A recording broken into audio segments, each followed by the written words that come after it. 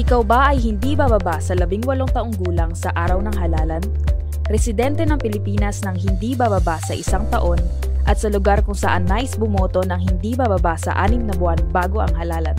Hindi diskwalipikado ng batas at hindi pa rehistrado? Kung oo ang sagot nyo, pwede ka nang magparehistro. Bukas ang voter registration simula February 12 hanggang September 30, 2024, Lunes hanggang Sabado.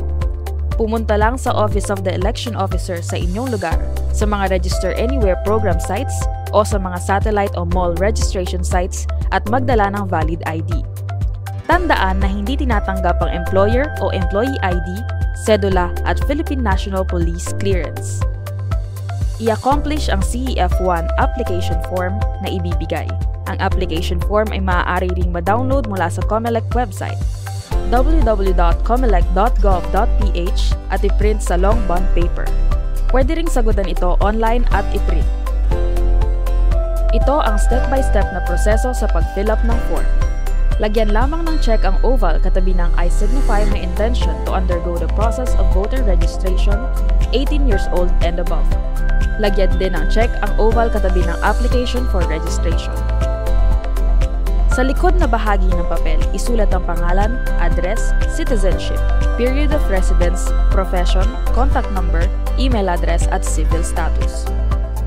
I-check ang box ng iyong kasarian, ilagay ang wastong petsa ng kapanganakan at lugar ng kapanganakan. Sa ibaba nito ay isulat ang pangalan ng iyong mga magulang. Dumako sa Part 2, Oath, Notice, and Consent, Regular, at checkan ang box katabi ng salitang registration, pati na ang box katabi ng not registered in any precinct. Kung ikaw ay isa sa mga persons with disabilities, senior citizens, indigenous people, o miyembro ng indigenous cultural communities, kayo ay bibigyang prioridad sa pagpaparehistro sa pamamagitan ng express lane. Mayroong supplemental data form na ibibigay ang election officer, ngunit pwede ring ma-download mula sa COMELEC website. Isulat ang iyong pangalan, barangay, city o municipality at province.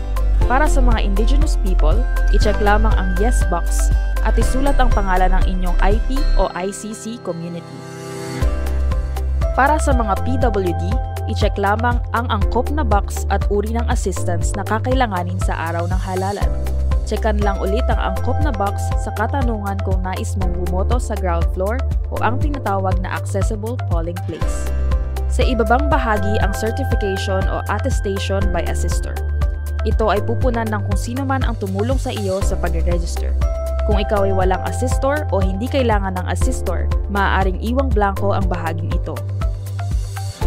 Matapos i-accomplish ang application form, ipasa ito at magpakuha ng biometrics gamit ang voter registration machine. Matapos ay kunin ang acknowledgement receipt. Tandaan, ang inyong application ay sasailalim pa sa Election Registration Board o ERB hearing na ginaganap sa itinakdang schedule. Kayo ay magiging rehistradong botante kung inaprobahan ang inyong application. Paalala din na hindi na kailangang magparehistro ulit ang rehistrado na. May legal na kahihinatnan kung ang isang botante ay mapapatunayang may doble o maraming record ng pagpaparehistro. Ngunit kung kayo ay lumipat ng tirahan o nais magpa-correct ng entry o magpa-reactivate, maaari kayong mag-file ng angkop na application sa loob ng registration period. Ang iyong karapatang bumoto simulan sa pagpaparehistro, kaya #magparehistro ka. Para sa wasto at tamang impormasyon, bisitahin lamang ang www.comelec.gov.ph o pumunta sa aming official social media accounts.